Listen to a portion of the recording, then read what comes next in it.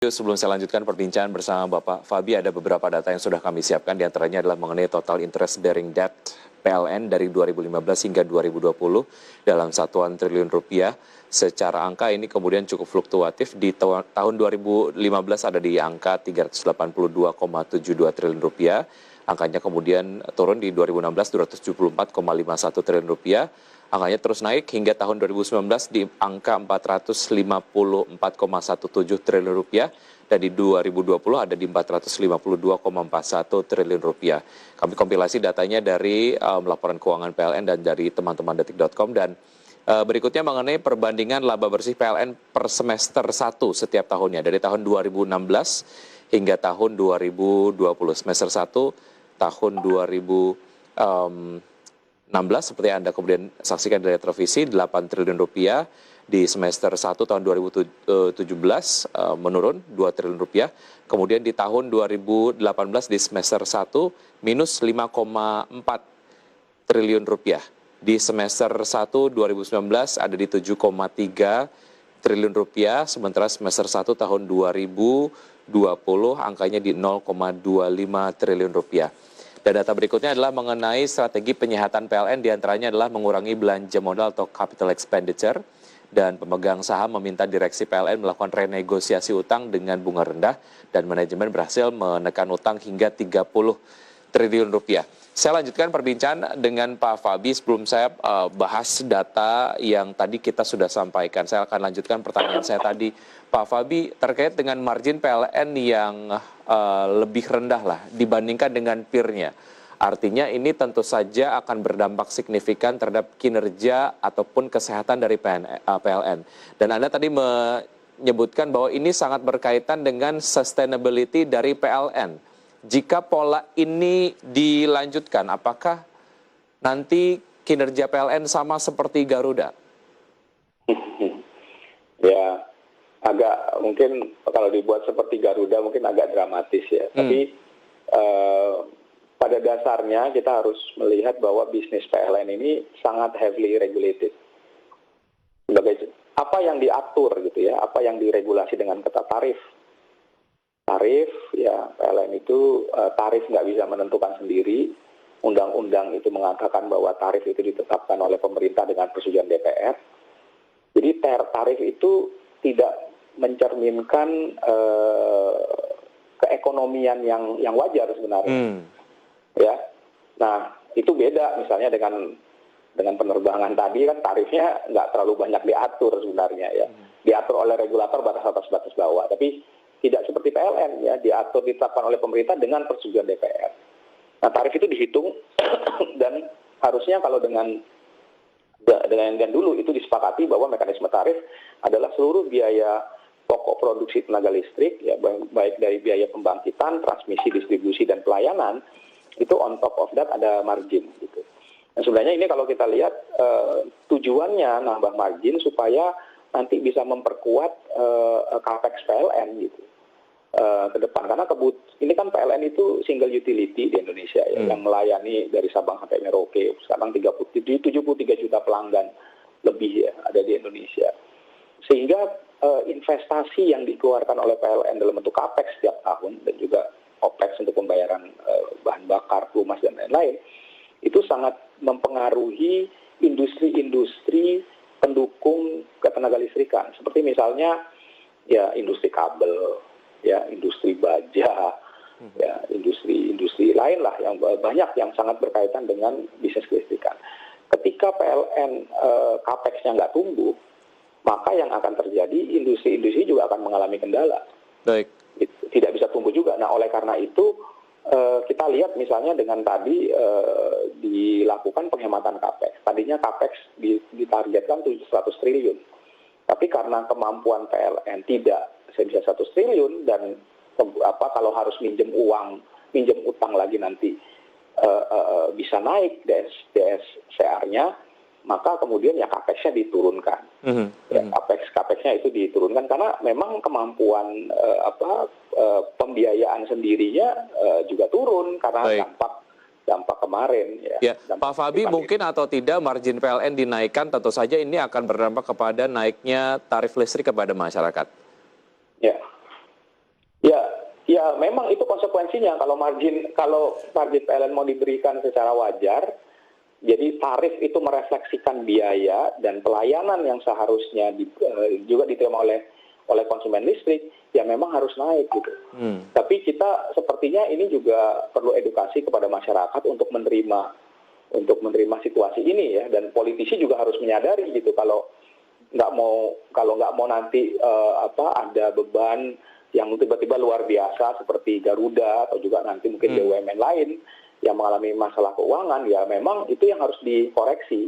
Ini kan bisa dihitung ya. Jadi maksud saya tarif naik sesuai dengan tadi biaya, jadi tidak eksesif kan, itu kan bisa dihitungkan karena itu dikontrol.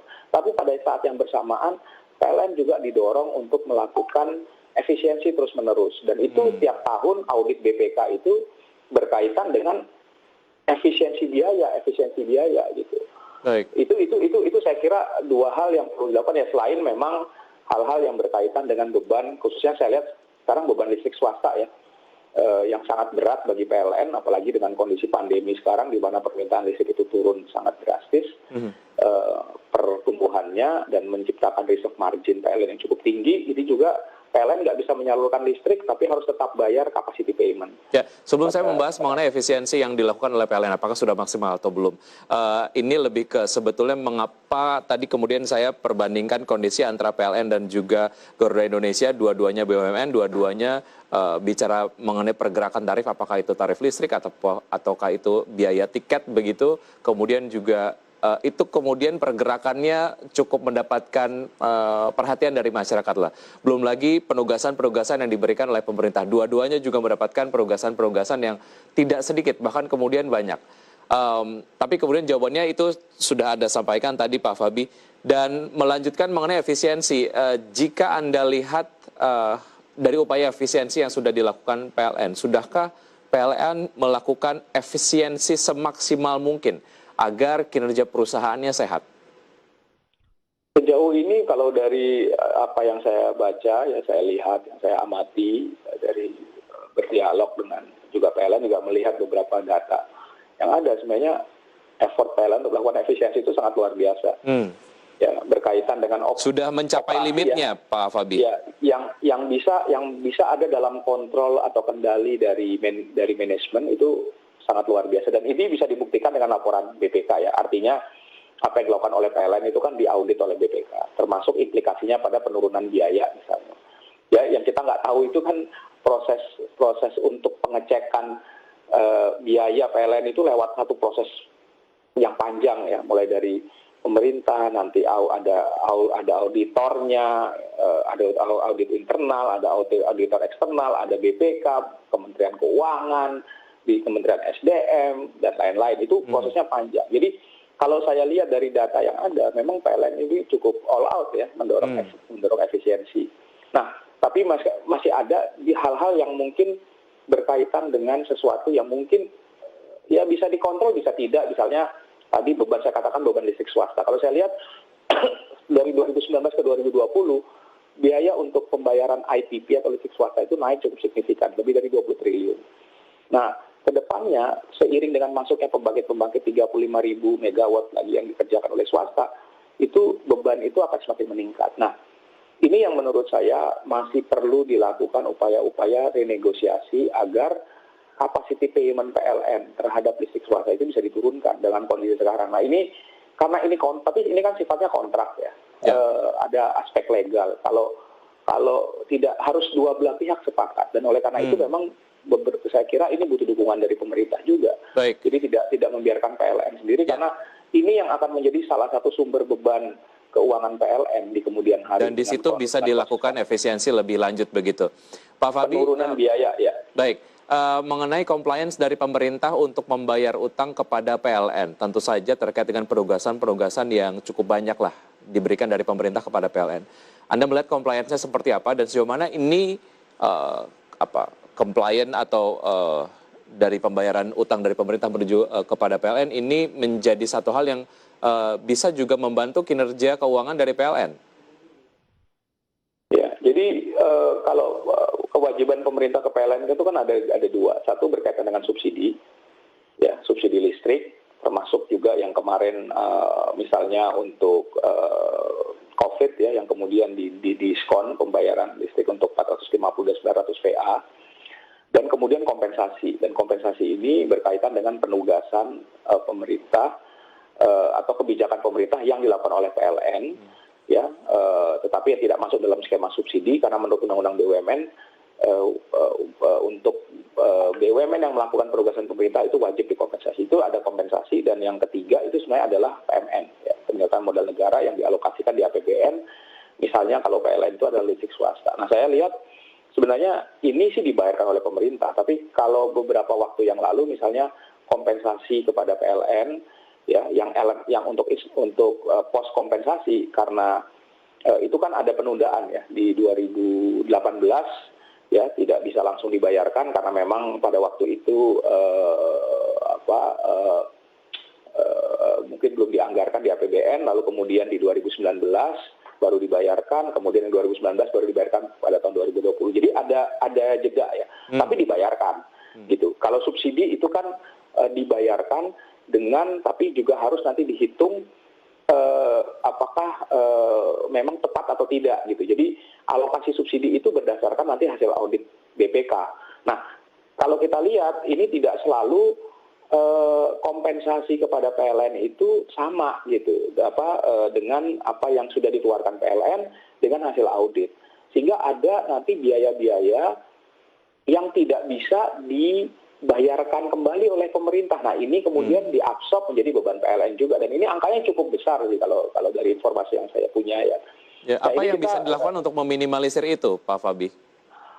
Ya, tentunya mekanisme ini yang ya, saya kira itu mekanisme antara PLN dengan pemerintah berkaitan dengan pos-pos alokasi, pos-pos anggaran, asumsi budget, kemudian proses auditnya itu yang mungkin bisa lebih dipercepat begitu ya.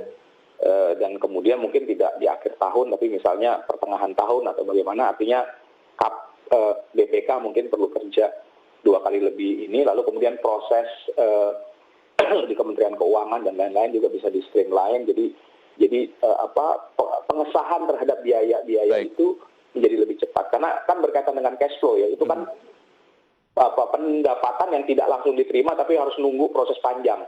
Oke. Padahal Pak Fabi, sangat singkat waktu kita habis. Apa yang perlu dilakukan untuk mengakselerasi penyehatan PLN, dan akan lama atau tidak ya waktu diperlukan untuk menyehatkan PLN? Singkat, Pak Fabi. Kalau saya kuncinya adalah tarifnya disesuaikan. Ya, paling tidak yang sekarang kalau tarif tenaga listrik, komponen tarif tenaga listriknya itu masih butuh waktu karena belum sesuai DPR, dieksekusi aja yang tarif adjustment. Karena tarif adjustment itu sebenarnya mekanisme sudah ada, permennya sudah ada, dan tidak perlu persetujuan DPR, hanya memang harus mulai dilakukan secepat mungkin kalau bisa pada bulan Juli ini, karena kita melihat biaya bahan bakar PLN itu sejak awal tahun sampai pertengahan ini, semester ini, itu trennya menaik. Jadi kalau tarif adjustment tidak diberlakukan, itu saya khawatir penerimaan PLN akan tergerus, dan di akhir tahun kita akan lihat biasanya pendapatan PLN itu walaupun itu ada konsekuensi reaksi yang kemudian cukup kontra di masyarakat, tapi ada konsekuensi yang memang harus ditanggung mau tidak mau begitu ya. Pak Fabi, terima kasih. Sudah pernah dilakukan ya. Terima kasih sudah bergabung bersama kami di Market Review, dan analisa dari Anda sangat komprehensif sekali. Sampai jumpa, sehat selalu. Terima kasih.